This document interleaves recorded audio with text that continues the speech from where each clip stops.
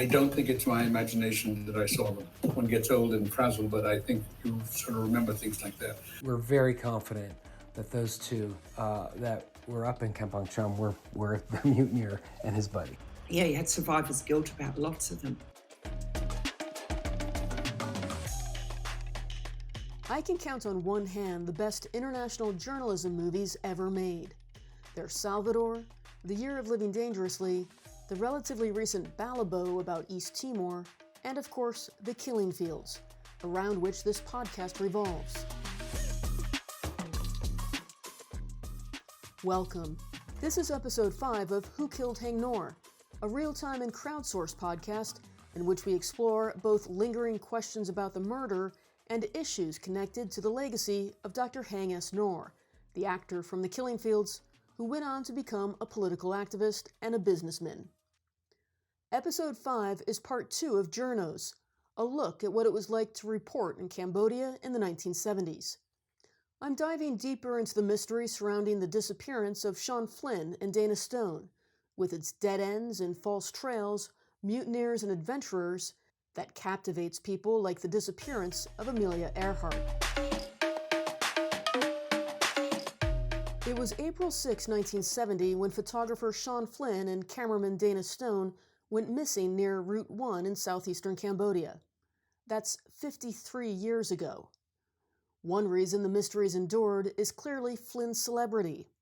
He dabbled in acting like his famous father, Errol, before finding his calling in Vietnam. But it's also because there's an array of alleged sightings, false leads, and competing theories as to what really happened. There are rabbit holes within rabbit holes. That's why it resonates to me like the disappearance of Amelia Earhart, the American aviator who went missing in the South Pacific in 1937 while trying to circumnavigate the globe.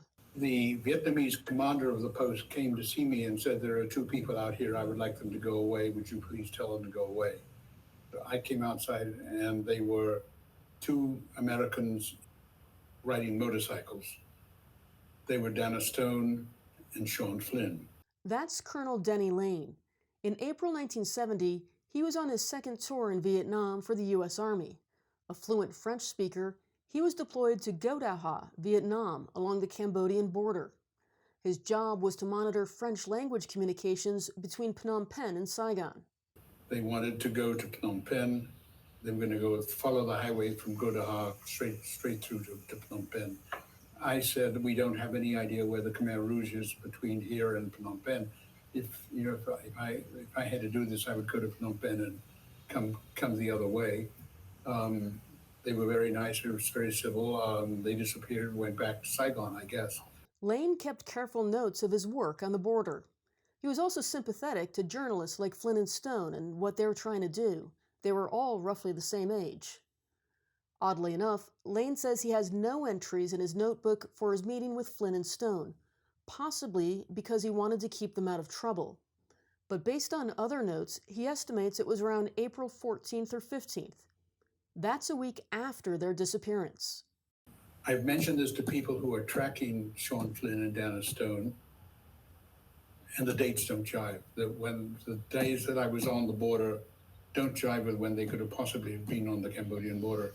I don't think it's my imagination that I saw them. I'm sorry, one gets old and frazzled, but I think you sort of remember things like that. And that's what this mystery is like. Lane was a U.S. Army intelligence officer whose job involved monitoring the border, confident he had met Stone and Flynn. But the dates don't match. So that Tim wasn't with him, did he have a touch of survivor's guilt? Because he must have known dozens of people who would have gone missing or gotten killed in those wars. Yes. Yeah, he had survivor's guilt about lots of them. But yeah, that one in particular, because they've gone on the first day. Here's Marianne Harris, known as Mao, the longtime partner of photographer Tim Page. Tim's the one who made it a lifelong mission to find out what happened to Sean Flynn and Dana Stone. I mean, he returned 62 times to look for them, to look for the journalists. So Tim returned there in, 89, 90 for the search, and then just kept going back. So he was there for most of 93 to 93. But Tim Page wasn't the only one who was searching. Through Tim Page and others, I heard about Zaylen Grant, who also had searched for Flynn and Stone. So I reached out to him. I told him about my interest in going with him. I heard he was on a quest to search for the two journalists, and I said, hey, can I join you? That's Richard Lynette. Along with Roberto Leuterman, he co-authored the book The Eagle Mutiny. He's going to tell us about his trip with Zaylen Grant to central Cambodia on the hunt for Flynn and Stone's final resting place. I'll put links to Lynette's work on the webpage. Grant was a U.S. Army veteran and a journalist in Southeast Asia in the 1970s, and he was at least a friendly acquaintance of Sean Flynn. We'll come back to Zaylen Grant. Let's back up for a second to the mutiny on the Columbia Eagle and how it's tied to Flynn and Stone. It's time for a rabbit hole.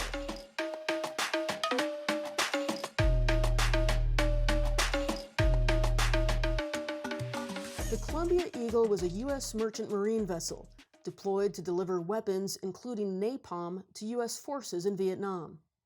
At the time, civilians could sign up to do a stint on a merchant marine vessel since there was a shortage of personnel. In 1970, two anti-war protesters, Alvin Glutkowski and Clyde McKay, decided to make a point.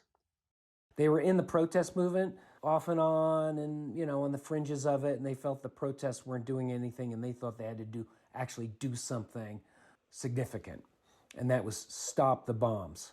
And not only stop the bombs on this ship, they thought their mutiny, it actually was a hijacking, their hijacking of the Eagle would lead to other hijackings by other merchant mariners or seamen in an effort to stop the transport of bombs and napalm to Vietnam.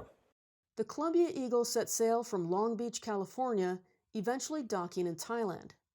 From Thailand, it set sail for Vietnam, and Glutkowski and McKay successfully hijacked the Columbia Eagle, setting most of the crew adrift in lifeboats. They then took the Eagle into Cambodian waters. Cambodia was then officially a neutral country. In March 1970, Cambodia's Prince Sihanouk gleefully welcomed the mutineers, applauding their anti-war protest. Soon, they'd have an epic stroke of bad luck.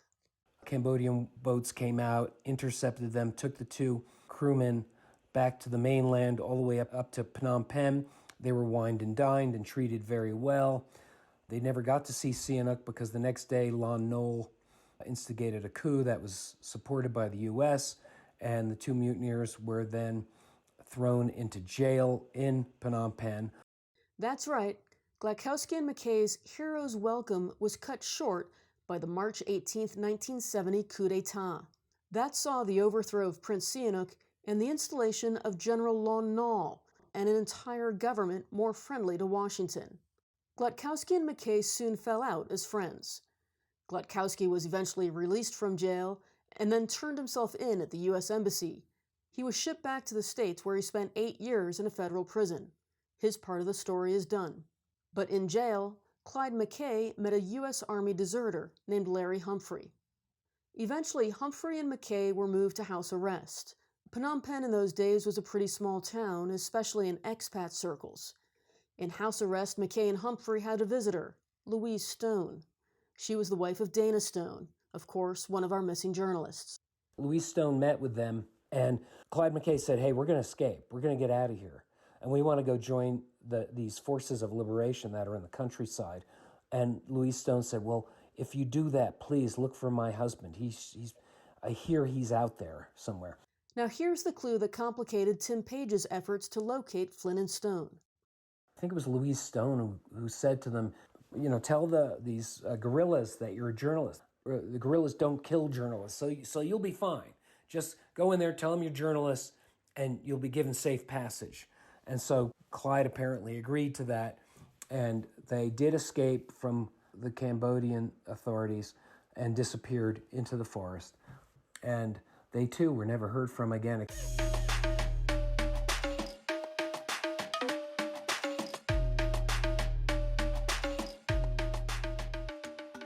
Around 1990, Cambodia was beginning to open up after years of war.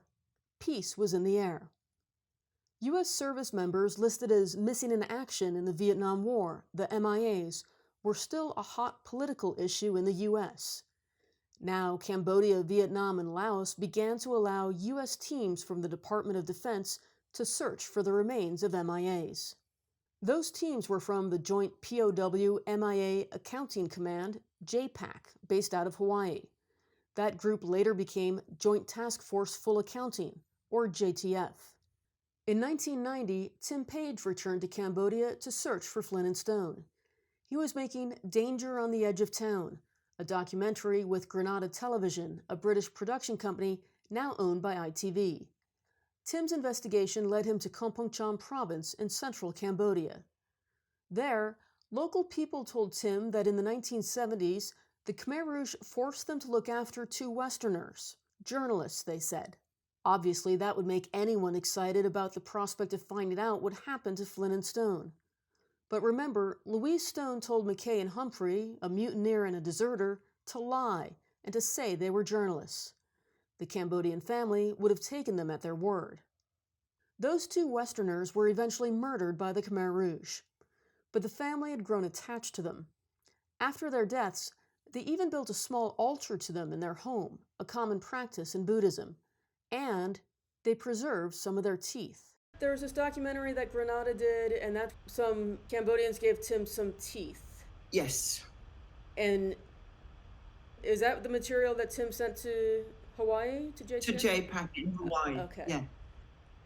So Tim sent them the teeth in 1990 when they didn't have DNA or anything like that.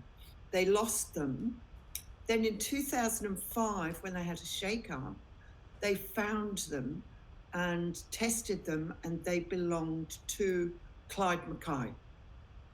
So Humphrey and Mackay were sent out by Louise Stone to find Sean and Dana. But they got captured, and they were then forced by the Khmer Rouge. This family were forced to look after Humphrey and Mackay. Here's Richard Lynette. Tim Page was given a small amount of material, like a tooth and some other pieces of bone, and he turned that over to the military, the U.S. military, which did an analysis of it years later and found that it was, the DNA was associated with McKay, not with Flynn and Stone. So we're very confident that those two that were up in Kampong Cham were the mutineer and his buddy. Tim had been emotionally attached to the idea that he'd resolved Flynn and Stone's fate. Ultimately, he accepted that he had not. Yeah. So, Tim was really happy that he resolved that for Humphrey and Mackay's family. That's the end of the Columbia Eagle rabbit hole, overlapping with the search for Flynn and Stone. It spanned from 1970 to 1990, and the 15 years Tim Page thought he had the answer till 2005, when those DNA tests happened. So is that the end of the story? Not quite. Remember, in the 1990s, JTF was out there searching for the remains of MIAs all over Cambodia. It's also when journalist Richard Lynette connects with Zaylen Grant. So I reached out to him. I told him about my interest in going with him. I heard he was on a quest to search for the two journalists, and I said, "Hey, can I join you?" And he said, "Yeah, sure, come on, I'll meet you and I'll let you know when I meet you."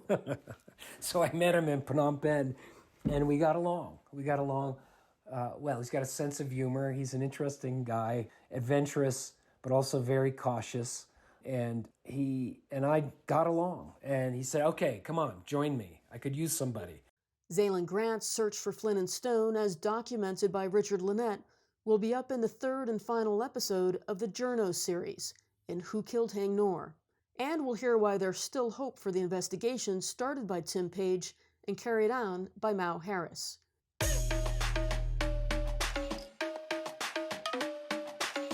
Thank you for listening. Part 3 of JOURNOS will be posted soon.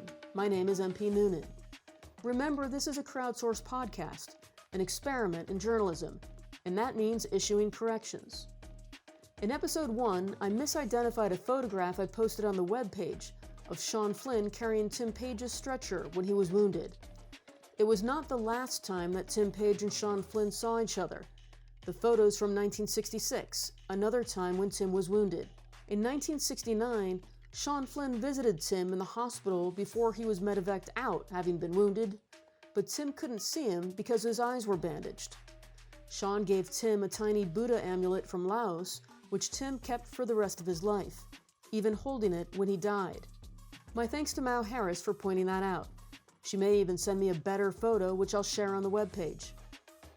If you knew Haing Nor personally and would like to contribute, even just an interesting anecdote, please get in touch. If you know any details about his murder you think are relevant, please get in touch. The best way is to email me at whokilledhaingnor@gmail.com. Haing is Haing and Nor is Ngor. Thanks again.